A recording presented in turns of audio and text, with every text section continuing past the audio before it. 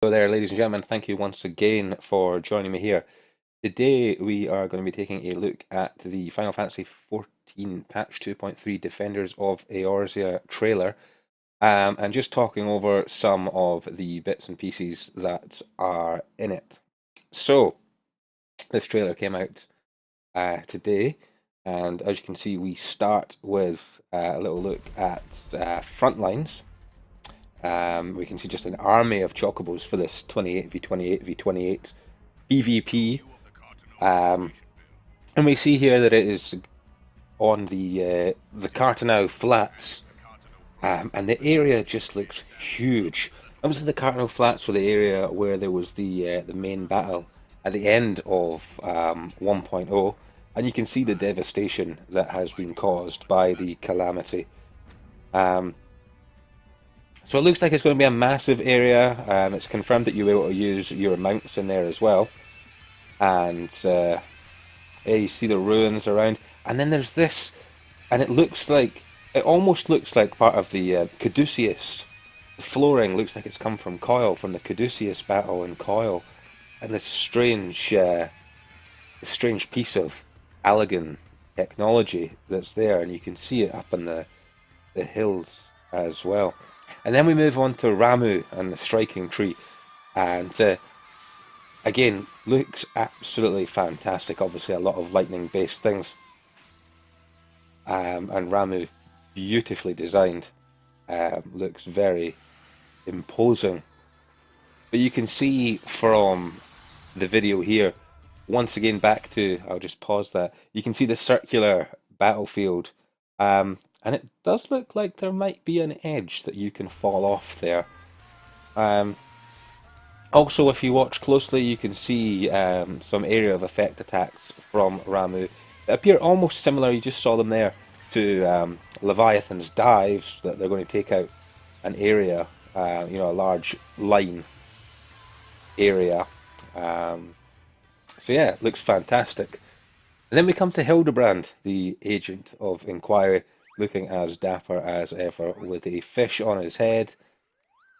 Doesn't he just look fantastic? Do love a bit of Hildebrand. Always nice to add some comic relief. But then what are these? We have these little Mandragora. Are we going to be fighting them? Are we going to be collecting them as minions?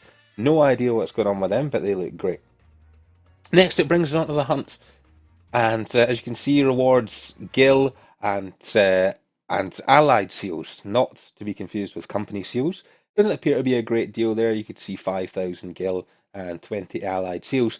Now, there have been a lot of discussion about whether these, a lot of people have called them notorious monsters, but the marks for the hunt would be just roaming free in the wild, or if they would in fact be almost instanced to you and your party. I would imagine, just looking at this, that it looks like they're going to be somewhat instanced. As you can see, this group of 4 people here, there's no sign of other people around. It looks almost like possibly a fate, and I couldn't imagine that we're going to see hundreds of these sort of giant enemies roaming around the wild. So I would imagine it'll be somewhat instanced, as opposed to the sort of notorious monster system used in others, in other Final Fantasy XI actually. So next up on the trailer was to Hullbreaker Isle, which looks fantastic. Great outdoor, indoor kind of battle. And I'm just going to pause this here. Let me just put this back a touch. This particular monster, it looks like he's going to be one of the bosses that we'd be fighting. And to me, this looks absolutely identical to Valefor from Final Fantasy X. Absolute spitting image, right into the curling on the horns. It looks like a spitting image of Valefor, but obviously there is no guarantee. So, you see them outdoors, it looks like a massive arena, a giant gorilla, which keeps up the sort of zoo theme they've had from Halatali Hard Mode with its bears. And then we move indoors with these giant worms. And then here is the back outdoors, and this is this sort of Valefor type enemy. And then finally, what looks like it's going to be the final boss of of Hullbreaker Isle, there's this giant kraken, and there's sort of multiple platforms you can see, 3 or 4, maybe even 5 platforms, with these sort of spouts that appear to connect them, and there's a tank getting lifted up and thrown onto different platforms. They're spurting ink at you. Yeah, it looks fantastic. Looks like it'll be something completely different. Then we move into Stone Vigil hard mode. It looks very similar, to be honest, to story mode Stone Vigil. Lots and lots of dragons, a variety of them. There's the big lumbering grounded ones. There's the flying ones. More cannons to fire at them. Um, yeah, just an awful lot of dragons. To be honest, it looks good. I quite like Stone Vigil, so I'm quite happy to see this return.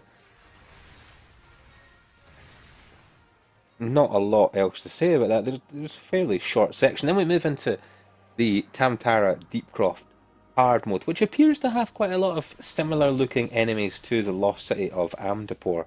I wonder if that's because they're both sort of underground. But you'll see here these look exactly like the Beelzephone enemies from the lost city, and also you'll see the multi-eyed Flan creature. And then finally, here is let me just pause this here as well.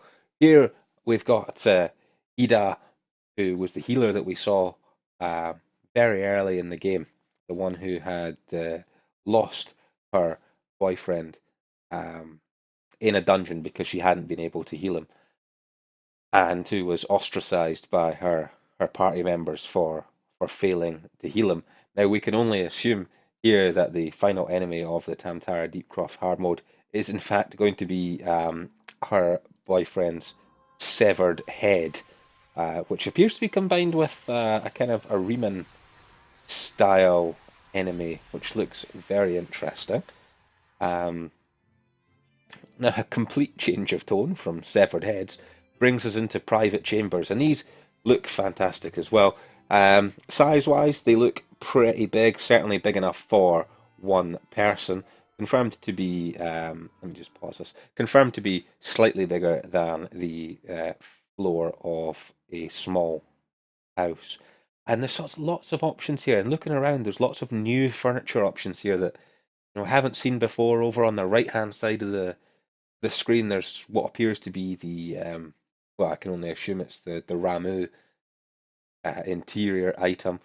There's also this giant chocobo totem pole type piece here in the middle, and then there's the globe.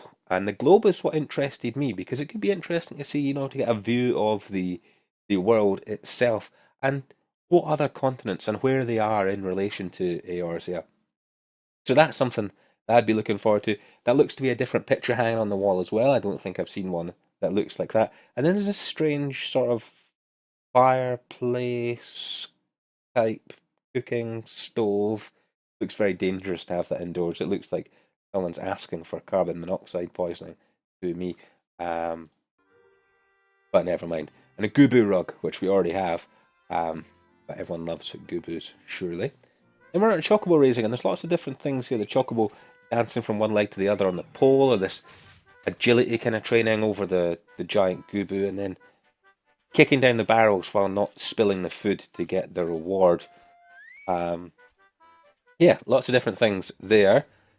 And then the most disappointing part of the trailer, I think, for me, was this desynthesis. And they'd mentioned, and I'm not sure if it's just not in this particular video here, but they had mentioned that there'd be a separate skill for it. And it appears very basic, although you've got your shards back. And now I'm just going to pause this here as well. So go back to the desynthesis. It appears basic, but you seem to get shards and components of them. Now this next part is very interesting. The new crafting recipes, because this to me appears to be it's almost like a shiny relic glow style version of the primal weapons. You see them. It's clearly the Titan shield, the Ifrit sword, and Garuda's battle axe. And my timing's going to have to be pretty good here to catch the next one. There we go. There also appears to be some enhanced versions of the Mugomog weapons as well. And obviously some new armors, and then this appears to be a sort of male and female, almost looks like a Corel skin beachwear. There is the male character with one of the many sets of glasses that were confirmed to be coming, a fantastic new hat for the female, and then what appears to be like a nightwear, like a night dress for the female character, and a set of pajamas for the male. Now, moving into the next part of Crystal Tower, the Cirrus Tower. Looks amazing, beautifully detailed. And here we have what I'm guessing will be the one of the first bosses we come across. And this is Scylla, Scylla. And as you can see, big staff, one, two, three, four. How many heads? There are five heads, maybe more. Um, yeah, looks like a very interesting battle there. Um, with some strange effects as well, lots of area of effects going off. And again, you see them progressing through, and it just looks fantastic. It seems to be a giant iron giant in there. Um, yeah, and some dragon. Look at this. This just looks unbelievable. And then here we have the next boss that we'd come up against, and this appears to be Amon, with his cape, his big hat, um, in a very regal looking environment. And then finally we come across, I would assume, the last boss, which appears to be Zande, and he's sitting on his giant throne, their giant crystal throne, and this battle arena looks spectacular. And then we have this, it appears to be an attack that it almost looks a bit like Meteor, but they're connected to these sort of chain type devices connecting it to the floor, and there's multiple of them. As we scroll ahead here, we'll see there's at least three of these um, attacks. And then finally we come into a little highlight of, the main story, which is going to focus, of course, on Ramu. And there he is, a fantastic beard and mustache combo. And then they have this strange female who is laughing. I don't recall seeing this particular character before. Um, it's difficult to tell from what can only be described as a gratuitous boob shot with a little bit of pixelated side boob action. Um, and then, obviously, this covers just a little bit more of the main storyline. But what on earth is this? I mean, we can pause it about here, and it's on top of this enormous ball of spiky material. It's got these two crossed items in front of this thing's chest. It's got horns. I have no idea what that is. And then finally, just beyond the end of the trailer, there is this little preview of Ishgard, where we see the amassed forces, the halberdiers, the dragoons of Ishgard, with a king, an emperor who is doing his best to channel Ramu's beard and mustache combo, but doesn't quite manage it. So all of that to look forward to in the new patch. We also see here a welcome back campaign, July 11th to July 14th. It's not confirmed, obviously subject to change, but this would appear similar to the one they did with the release of patch 2.1, where it was a free weekend for lapsed subscribers. So all of this to look forward to. On the 8th of July, it's scheduled to launch. Looks fantastic. And one thing that we didn't quite pick up on in the Crystal Tower that I would love to show you is the gear options. Now this was shown in a picture beside the. Let me just pull this in here, and doesn't this gear just look fantastic? It is camp as Christmas, and it looks wonderful. This, I presume, this one, 1, 2, 3, 4, this fourth in from the fourth from the left, third from the right, in the middle here with this flowing sort of feathered cap. I presume is perhaps a bard. I can't see any weapons for sure, but this looks outstanding. I would imagine that the second from the right is the black mage. I'm guessing the far right looks potentially dragoon. Far left, of course, appears to be the paladin come warrior tank job, and yeah, and then white mage. I would imagine white mage and scholar for the second one from the left. But yeah, the gear looks fantastic as well. I can't wait to get my hands on that. So there we have it. That was a trailer for patch 2.3. Do please look up in the top right hand corner of the screen. You will see the option to subscribe. Click there, you can get kept up to date with my most recent videos. Also, if you look in the link below, you'll find links to my Twitter feed and also to my Twitch stream, where I'll be streaming a variety of different games. So go ahead, give it a like, give it a favourite, a subscribe, a share, anything you like. Hit that subscriber button, and I'll see you next time with more from Final Fantasy. Take care.